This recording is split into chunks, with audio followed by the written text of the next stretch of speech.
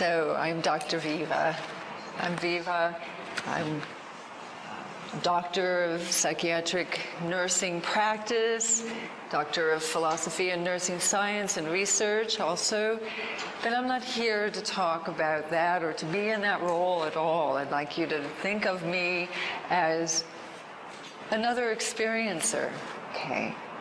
One who comes here to share with you what has been revealed to me, not only at the time of that experience, but since, initially, and the integration piece after that, and even more recently in the last couple of years, a regeneration of the actual experience and how that, what the effect of that is on me now.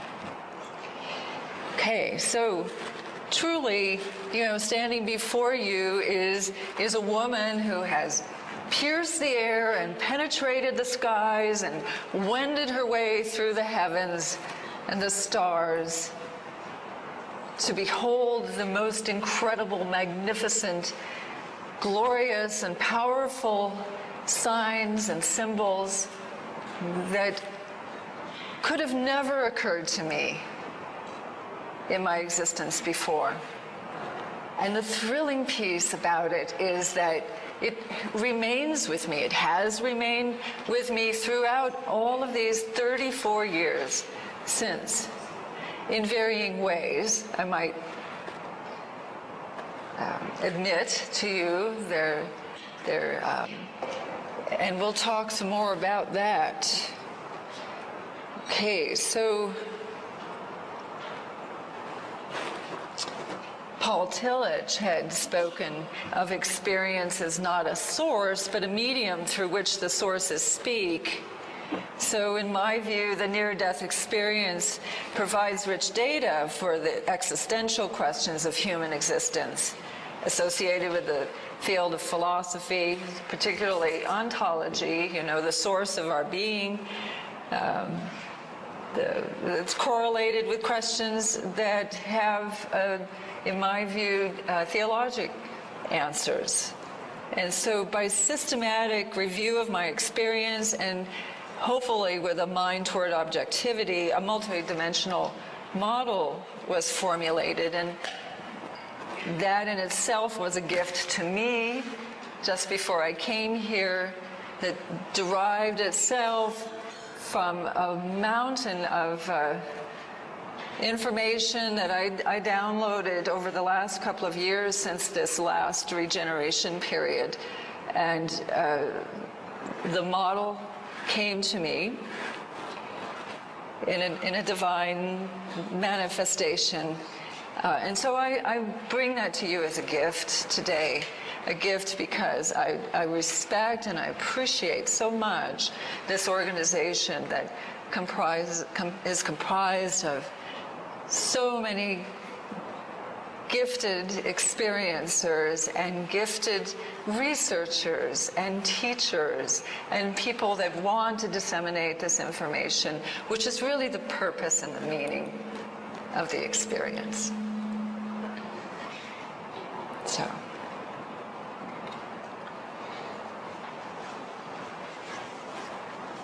So,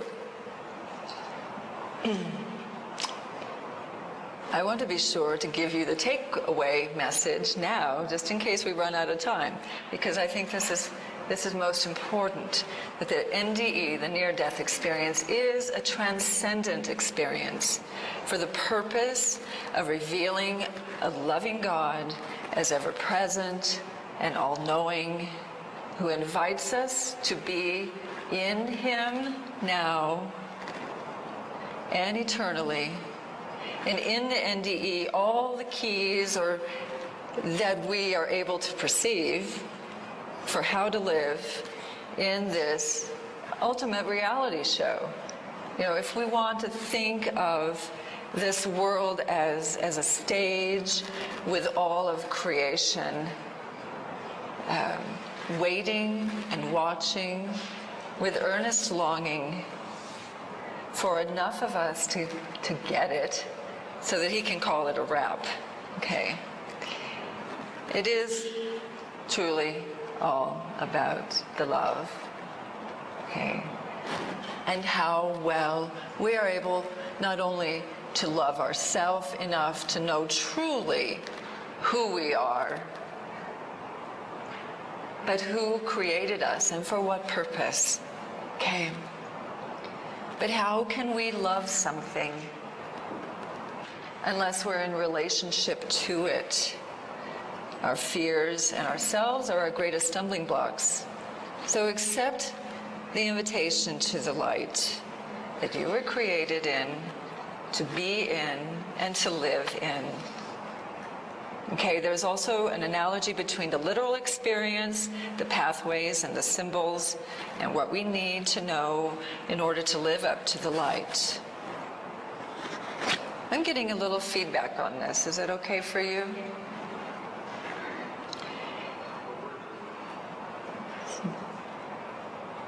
So this is so much bigger than our comprehension can take in this state.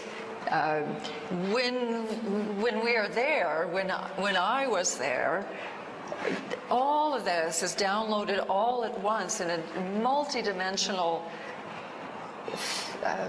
delivery, and we have the capacity to take it all in and to understand it, almost as if we can, in a moment, define all of the information about and why the universe was created into one single point. Okay, here it is so much more difficult, and even in trying to describe it, it's been very difficult for me personally.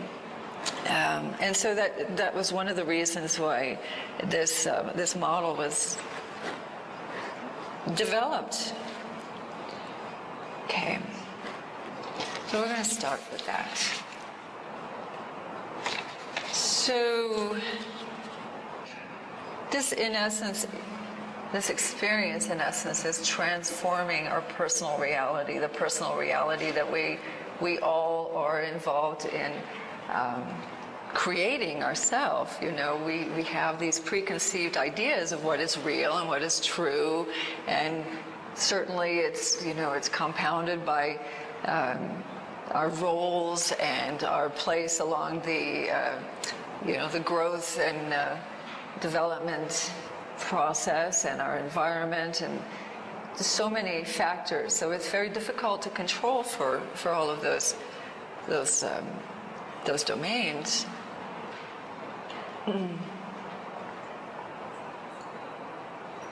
But when I look at not only the initial experience, how I make sense of it afterwards, and then again in the last couple of years, this is what's derived. There's the domain of realizing, processing, battling, and being. Please mind you, this is way oversimplified. It's something I tend to do to make sense of things for myself. So in the domain of realizing, also how I think of it is, this is what I am. Okay, so this was the first conscious thought that I had when I found myself out of my body 34 years ago. I'm observing an operating team trying to revive a body, realize it's me, and I don't want to spend too much time on the experience so that we can go more into the after effects, but so that what I realized is that, okay, I'm this little packet of consciousness.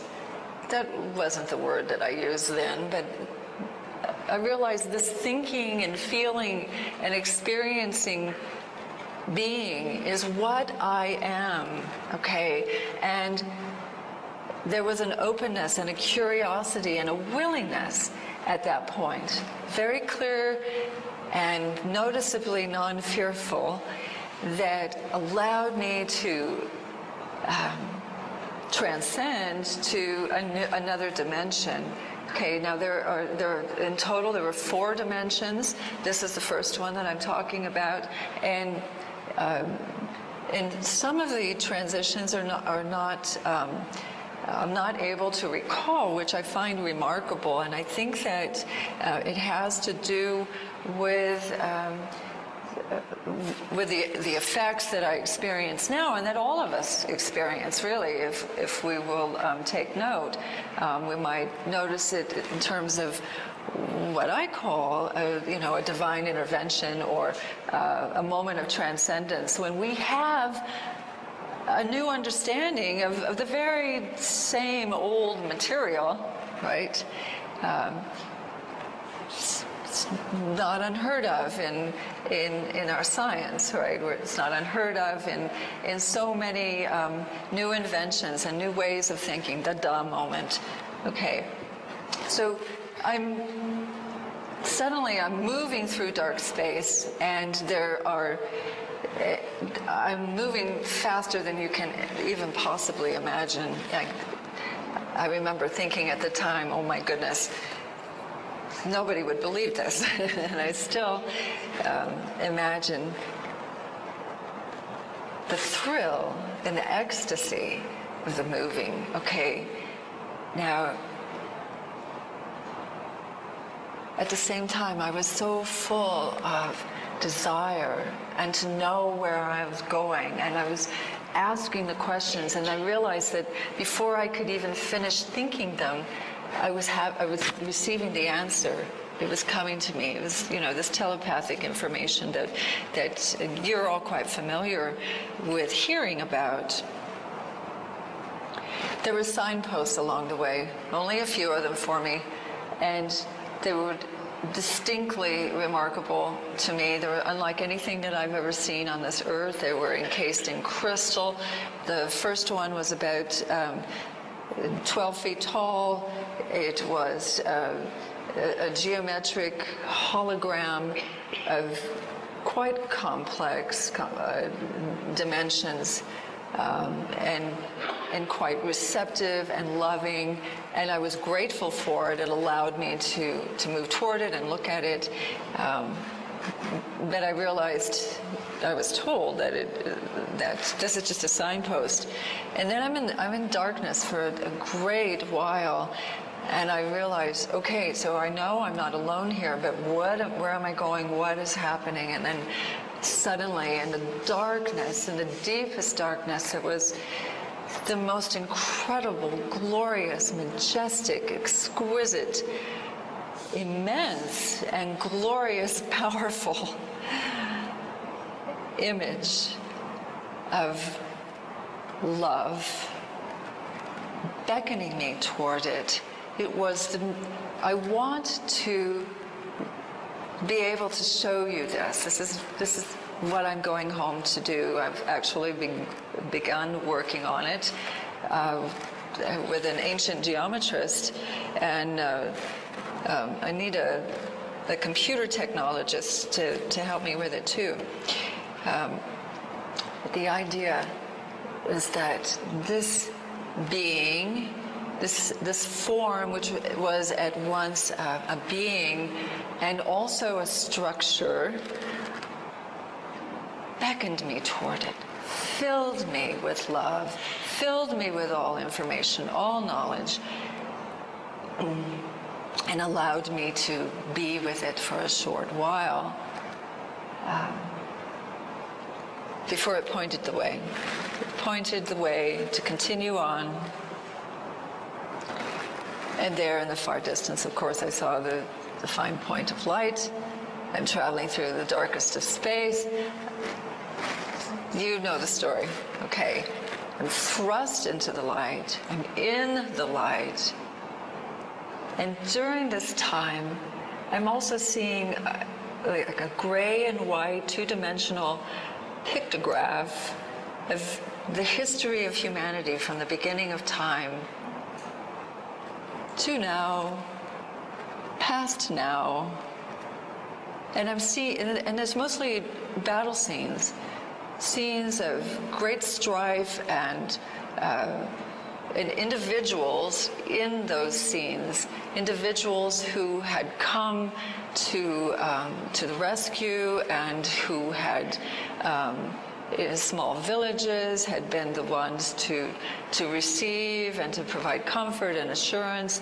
And what was of interest to me was these beings that were surrounding me while I was in the light, explaining to me, note here, there's usually a ding, the sound of these bells when I hear something, when something of importance is about to occur. This still occurs for me now. I'm just so grateful. But at that time, what they wanted to share with me was that each one of these people that were able to act and to be of help at this time were in direct association, in direct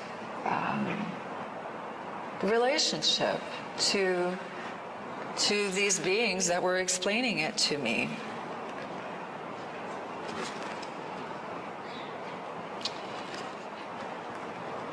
Okay. So this could take about a quarter to explain. So in essence of time, I'm going to move forward a little bit and talk a little bit more about the after effects.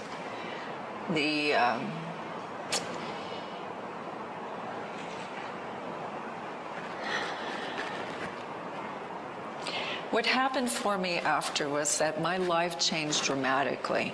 I had been raised a very poor young woman. I was a mother at 17. I was raising my child independently, living and working in Los Angeles, and asking the universe, what is the meaning of this? This doesn't make any sense. I'm following in the footsteps of all those people around me that look like they're in darkness, and I don't want to do this. And so after this incredible experience, within a few weeks, I was declining an invitation to return back to work. I had no means of support.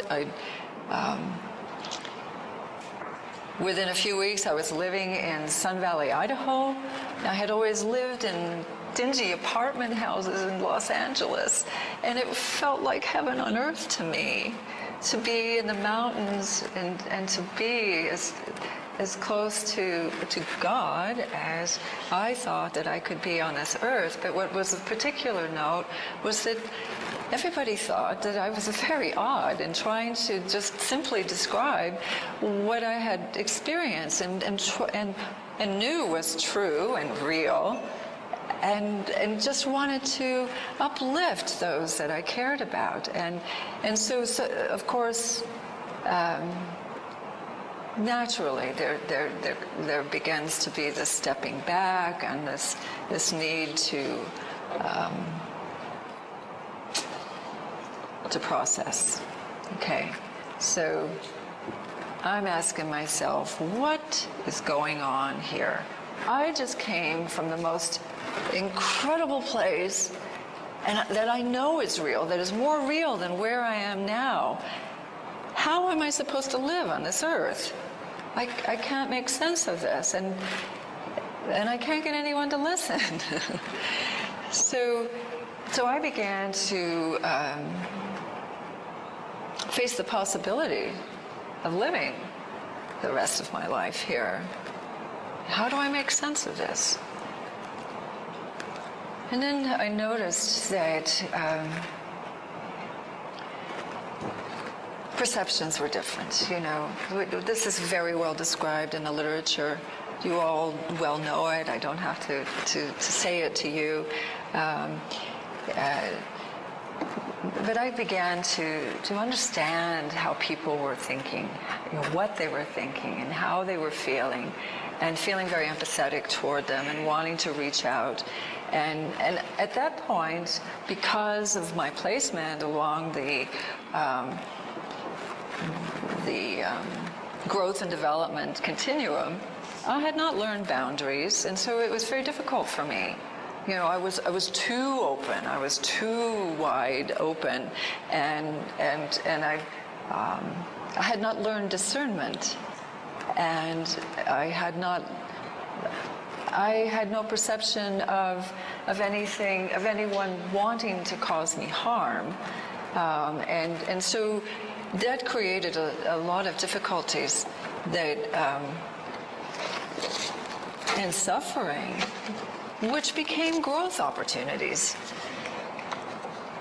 So it's all working together. But during this time,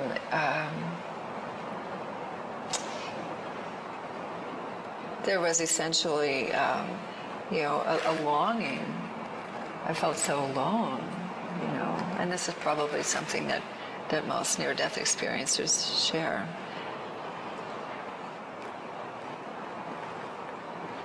So I moved into the battling stage. Now, mind you, so I'm still talking about the early stages. This is 34 years ago, and I've got 10 minutes, so we're going to have to continue this next. I need a whole quarter to explain this. The dark night of the soul, an essential peace, not pleasant, but essential to true understanding of the self. Now, we can understand this in psychiatry, and in many other disciplines, we have a way of speaking to this. At the same time, there was a necessary restructuring that occurred. The restructuring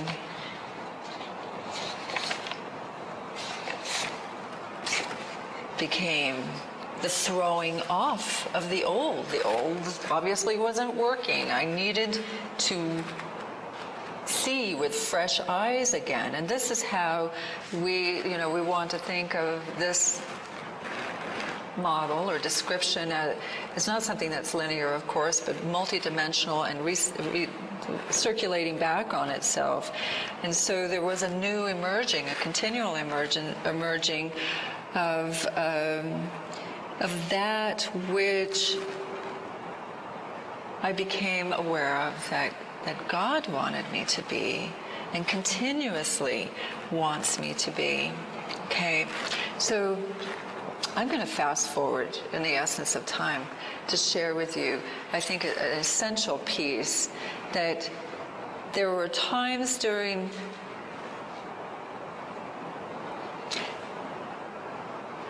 God infused a sense of creativity in me that allowed me to live in many different lifestyles. My perception at the time was that was the essence of the message, was that our life is what we need to create. And so I left the mountaintop and I was working in the motion picture business mostly with Robert De Niro and Martin Scorsese for 10 years. It was a completely different world from what I had experienced in the mountains. I did that working with people that had been in the business for many years and learned quite a bit, but also learned that it did not suit my nature, but it allowed me a glimpse into another world. And before I knew it, I was at the Adventist seminary in Michigan, which was quite, again, another transition. Now, each one of these transitions that I'm talking about, I'm thinking of as an analogy to the transitions in the actual experience, where God creates an intervention, a way of speaking to us. I mean, if we can slow down the chatter enough, this is our job, right? To go within, to spend time in relationship so that we can know Him. He knows us. He knows us through and through. But so that we can know how He wants to work. But not only that, when we do, there is an association. I don't understand how this works, but it's spoken of over and over again in the scripture where, in my experience, he interjects himself. He creates a demonstration. It's what St. Teresa of Avila would call a favor, where he will present himself. He will reveal himself. And that, to me, is the most incredible experience. That is how I've been able to integrate the experience into this lifetime. And now I'm sitting hour after hour after hour for years upon years upon years with people that are living in tragedy. Okay? And I'm filled because I've spent, I wake up in the morning and I'm just thrilled. I'm infused with inspiration, and words are issuing from my lips. I write them down. They're signposts for me. They're what I need to be studying. And I'm in the scripture, I'm writing, I'm studying, and I'm speaking day after day with these people. Okay, and even in that moment, I am so grateful to say that I have the experience when I am able to turn myself aside enough, let go of self, right, to surrender, to throw self aside. There is this infusion, which obviously doesn't happen when I'm talking about it, but I offer this to you as a gift of what can be true and real here in this lifetime for all of us. This is what he wants for us. We can, and in those moments, it's as if myself, as if I sort of move back, my vision becomes more tunnel-like, and there is a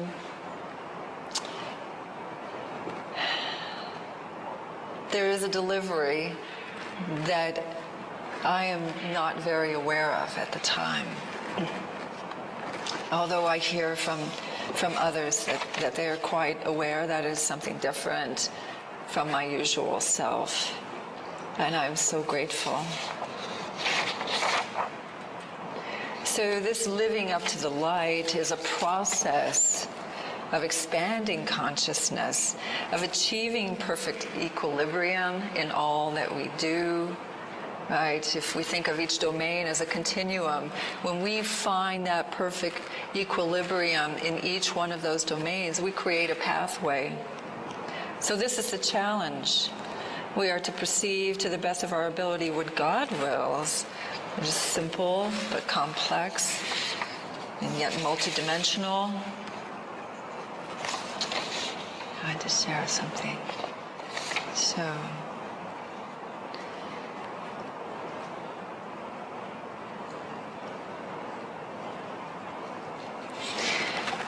I think that each one of us has a call, whether we can perceive it or not. When I was there, and this is the perception that I carry with me always, and that is present for me since this last experience a couple of years ago. The presence that is, the image that is with me, or the ability, is to be there and be here continuously, to be in both places at once. Okay. It's also difficult to talk at the same time, I'm realizing. But there is an image, for me it's a visual image of looking at our world from God's perspective, with his longing and his caring for us, for more light. He took me there, and the beings around me showed me throughout the earth points of light. They said that the total volume of this light or energy or love necessarily needs to reach a certain point I don't know for what or for why, but I know that's what we all need to know, and that's what I've come here to share with you in the best way that I know how. Now, I go home to work some more on this. Since this model and description has presented itself for me, I'm going to compile this volume of material I have into a more thorough explanation for you. I am committed to the dissemination and the understanding of this, and I pray that each one of you may live up to the light, to the best of your perception, and to realize always that what is truly real will always be, and that our understanding of it can continually grow as we allow ourselves to be in Him now. Thank you very much.